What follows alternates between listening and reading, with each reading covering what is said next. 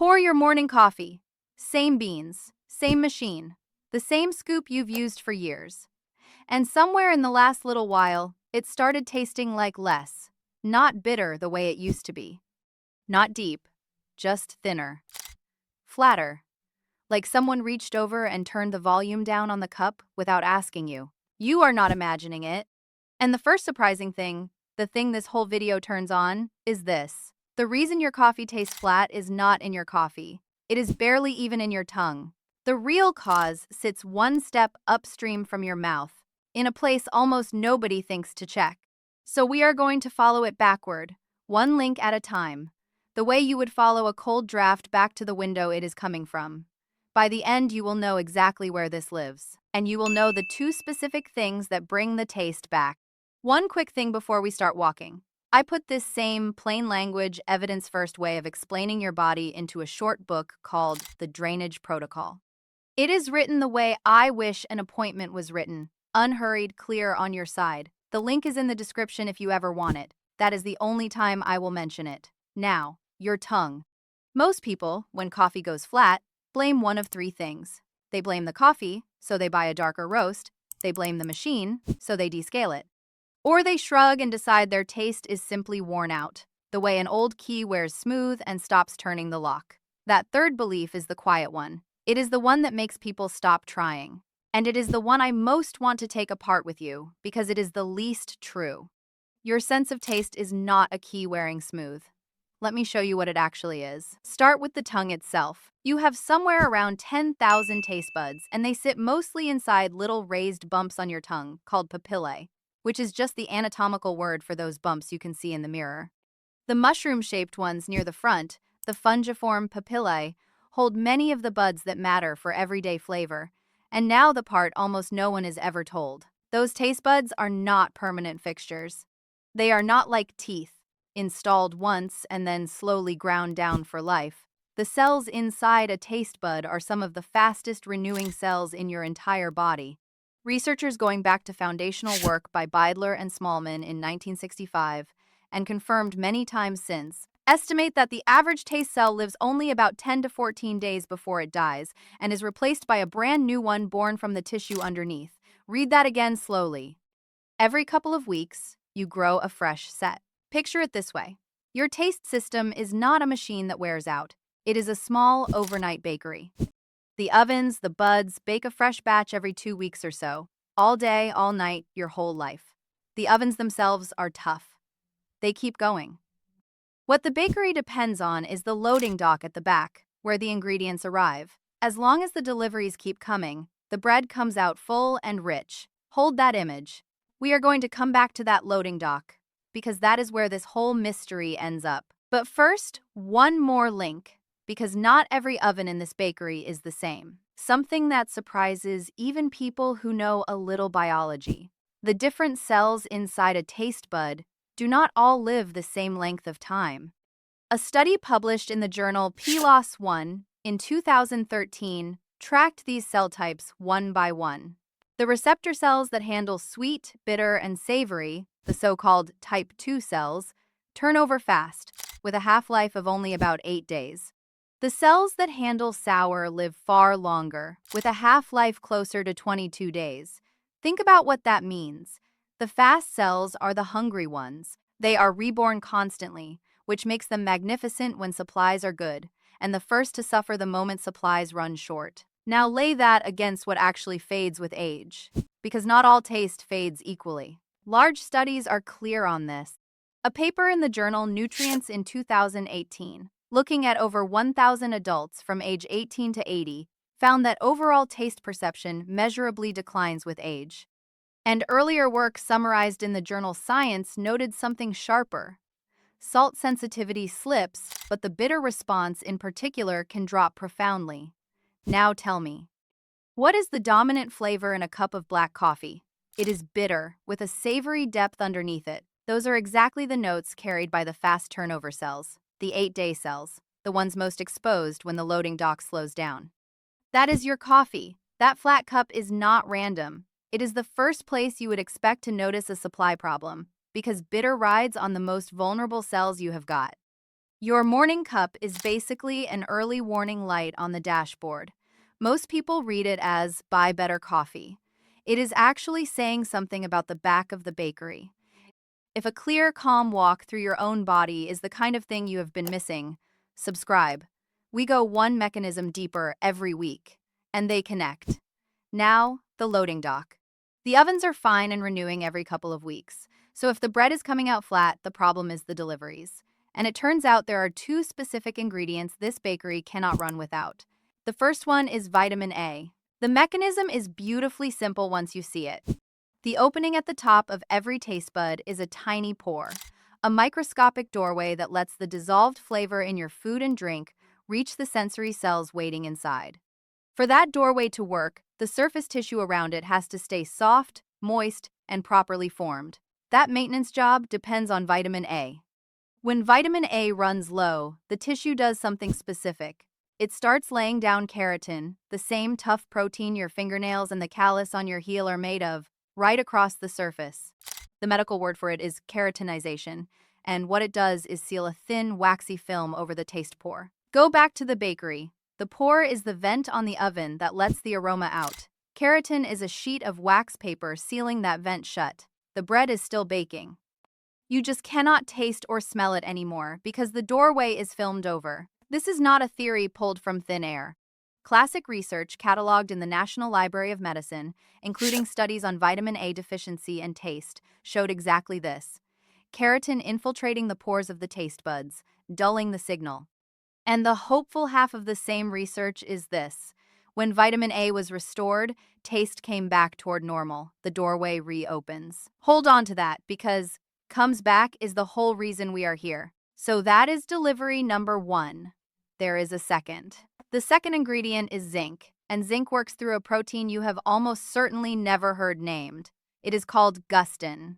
Gustin is the major zinc-containing protein in your saliva, also known as carbonic anhydrase 6, and your taste buds genuinely depend on it. Gustin is tied directly to the healthy growth, shape, and development of the buds themselves.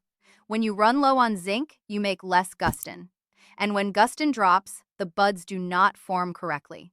Under the microscope, researchers have seen the buds of zinc-deficient people become vacuolized and degenerated, swollen, hollowed out, malformed. The signal coming off a misshapen bud is weak, or worse, distorted, which is why some people do not just lose taste but get a strange metallic edge to everything. That distortion has a name too.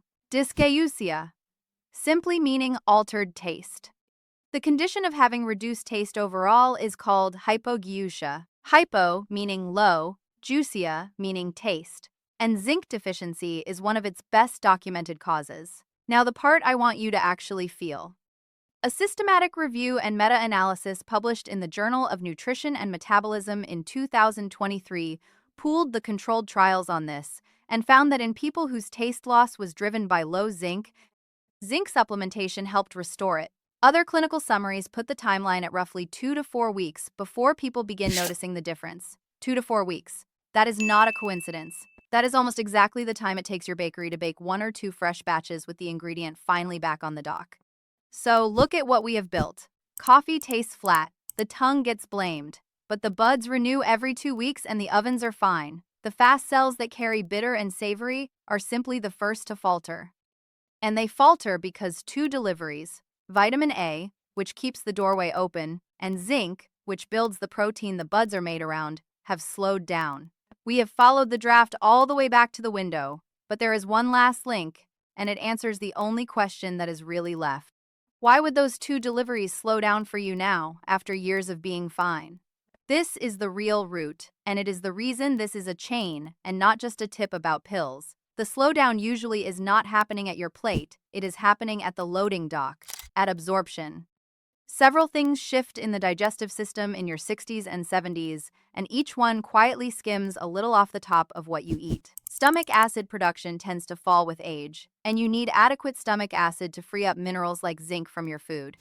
Appetite often shrinks, so the variety on the plate narrows, and variety is exactly where trace minerals hide. Many common long-term medications, some for blood pressure, some for reflux, some for the heart, are known to interfere with taste or with mineral status.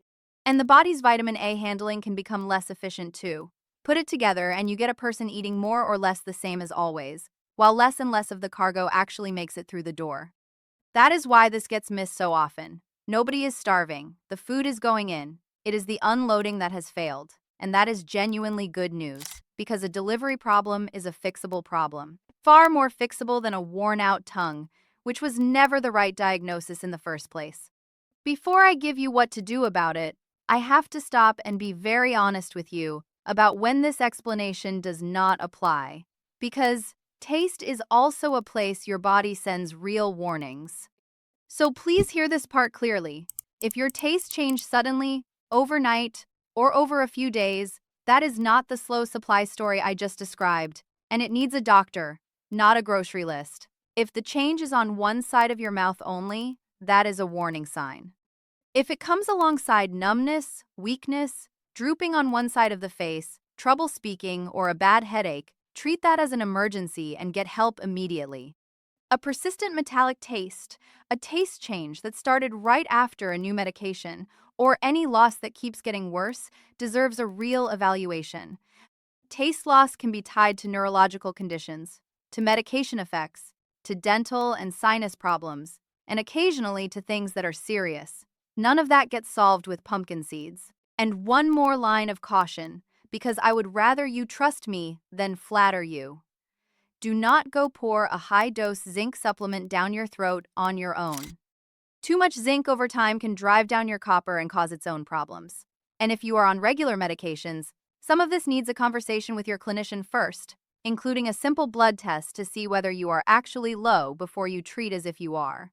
The honest version of this whole video is this. The deficiency-driven part of taste loss is often reversible. The part that comes from a genuine structural drop in the number of buds is not fully reversible. It can be slowed and worked around, but not erased. I am going to help you win back the part you can win back. I am not going to promise you the part you cannot. With all of that said, here is the routine. Think of this as restocking the loading dock and clearing the doorway. Food first, simple, daily. For zinc, the richest sources are oysters by a wide margin, then red meat and poultry. Then, for the plant side, pumpkin seeds, cashews, lentils, chickpeas, and beans. One practical trick.